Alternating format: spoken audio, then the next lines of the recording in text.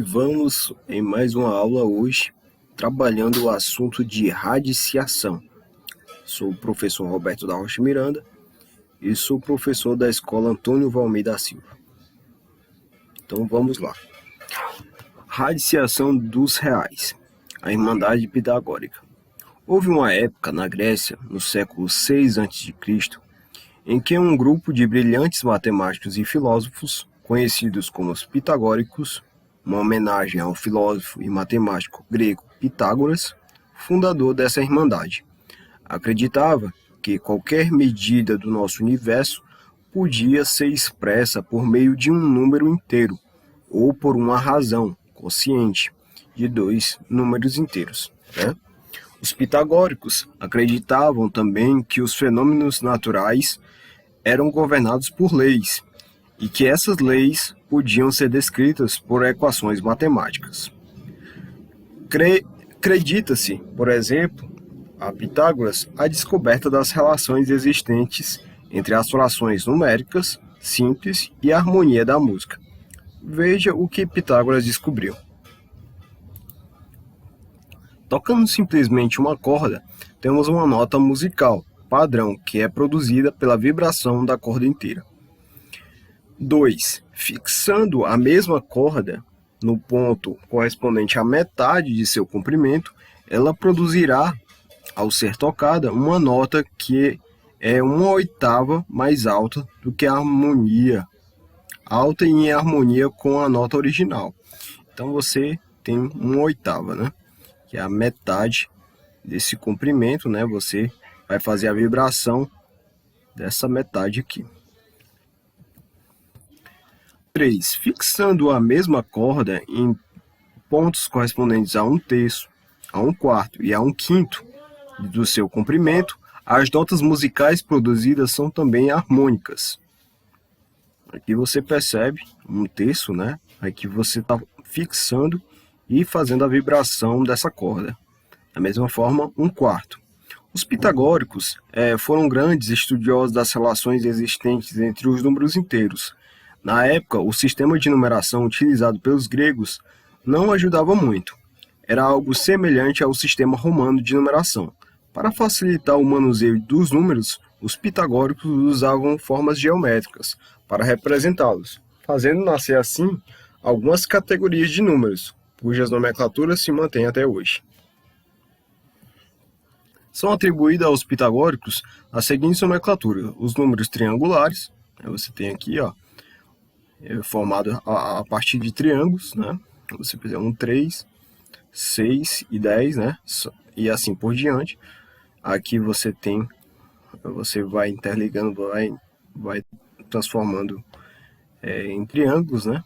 3, aí 4 e assim por diante, né? E aí você tem a soma desses pontos, né?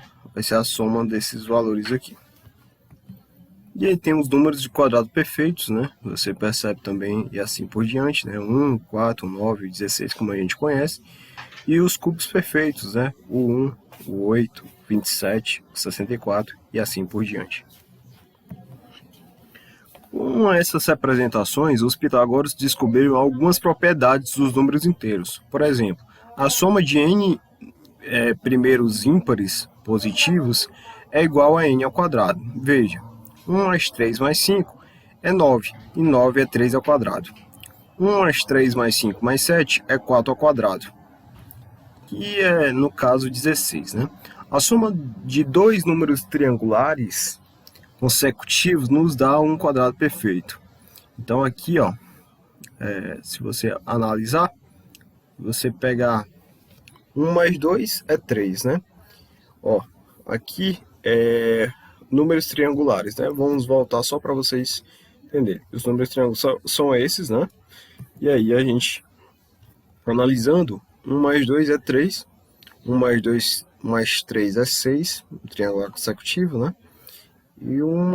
E 3 mais 6 é 3 ao quadrado, que é um quadrado perfeito, né? Então, sempre a soma desses dois números triangulares vai dar um quadrado perfeito, que são consecutivos, né? Um depois do outro. E aqui também, 6 e 10, né? 6 e 10 dá 16, dá 4 ao quadrado, que é um quadrado perfeito também. Aí temos uma raiz quadrada exata, né? Os números quadrados perfeitos, 0 ao quadrado é 0, né? 1 é 1 ao quadrado, 4 é 2 ao quadrado, 9 é 3 ao quadrado, 16, 4 ao quadrado, 25, 5 ao quadrado. Podem ser escritos na forma de potência, de base natural, e expoente 2. São, pois, da forma a ao quadrado, onde a pertence aos naturais. Sendo assim, a raiz quadrada do quadrado perfeito ao quadrado é igual a A, né? Então, a raiz de A ao quadrado é igual a A, em que A pertence aos naturais. Então, exemplo, raiz de 81 é igual a raiz de 9 ao quadrado, né? Aí vai dar 9. Raiz de 169 169 é 13 ao quadrado, aí cancela a raiz com o quadrado, fica 13. E 529 é 23 ao quadrado, cancela a raiz com o quadrado, fica 23. Podemos então calcular a raiz quadrada de um número quadrado perfeito facilmente, decompondo os fatores primos e, em seguida, utilizando propriedades das potências para escrevê-lo na forma de potência, de expoente 2. Um exemplo, 784, né? Se eu decompor em fatores primos, né? Você pode fazer isso naturalmente, né? Basta você lembrar que você pega o número 784 e vai simplificando, né? No caso, eu vou simplificar por 2, vai dar 3, 9, 2, né? E simplifico por 2 de novo, vai dar 1, 9 e 6, né? Por 2 novamente, vai dar 9, 8, por 2 novamente, vai dar 4, 9. Aí, por 7, vai dar 7, e por 7 vai dar 1. Então, aqui você percebe que o 2 se repete 4 vezes, então é 2 elevado a 4. E aqui você tem 7, 7 ao quadrado. Então, a multiplicação desses termos, né, vai dar o 784. Foi exatamente o que foi feito aqui. E aí, o que acontece? Utilizando a regra da potência, né, aqui o 7, o 2 a quarta é a mesma coisa que escrever assim, não. Elevado a quarta. Vai ser escrito assim. Da mesma forma, o 7, né, elevado a 1, elevado a quadrado, né? E aí você percebe que você pode colocar esses termos dentro de um parênteses só, né? Isso aqui é uma das propriedades da potência. E aqui está dentro da raiz, né? Só para a gente entender um pouco do problema. E aí você cancela, né? Aí 4 vezes 7 dá 28. Certo? Então é bem simples você entender na prática. E aí você pode fazer isso desmembrando 2.916, né? Que você percebe que vai dar 2 ao quadrado, só simplificar, decompor em fatores primos, né? Usar a mesma estratégia, e aí vai dar 54. Podemos então utilizar a seguinte regra prática para calcular a raiz quadrada de um número quadrado perfeito. Fatore-se o quadrado perfeito em fatores primos, né? Foi o que a gente fez aqui, distintos que obrigatoriamente apresentarão apenas expoentes pares. A raiz quadrada será o produto desses fatores primos, elevados respectivamente à metade dos seus expoentes originais, né? É bastante interessante isso, certo? Se você for analisar, metade dos expoentes originais, 2 a quarta, ficou 2 a 2. 7 a 2, metade é 1. Então, você tem 4 vezes 7, que dá 28. Tá? É isso que ele quer dizer aqui nessa amostragem, né?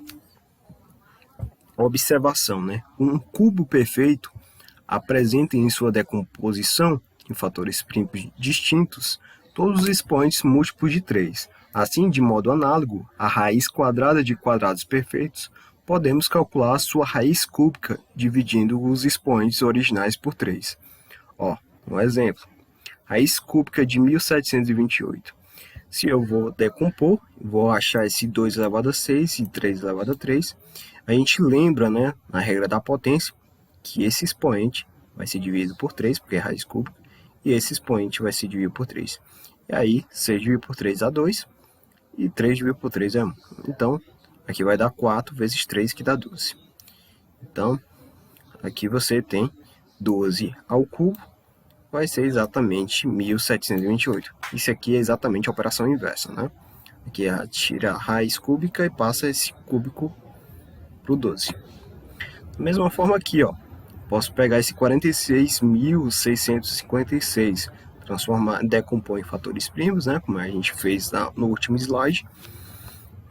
E aqui vai dar 2 elevado a 6 vezes 3 elevado a 6. Cada um dos termos, né, eu vou dividir por 3, né, porque aqui é raiz cúbica. Isso é uma propriedade da potência, né, tem que relembrar. 6 dividido por 3 dá 2, 6 dividido por 3 dá 2. Aqui vai dar 4, e 4 vezes 9 é 36. Então, 36 ao cubo dá 46.656. Aí depois, né, a gente vai trabalhar um pouco sobre a raiz quadrada aproximada, certo? Então, espero que vocês tenham gostado, né, do vídeo. Foi bem explicado, né, mostrando que a importância de você saber decompor fatores primos para tirar uma raiz é essencial, né, e utilizar algumas regrazinhas de potência. E também é importantíssimo para que você possa progredir. Por isso que nos vídeos anteriores falo um pouco sobre as regras da potência, tá certo? E cada um dos casos. Então, obrigado pela oportunidade de dar mais uma aula para vocês e até a próxima.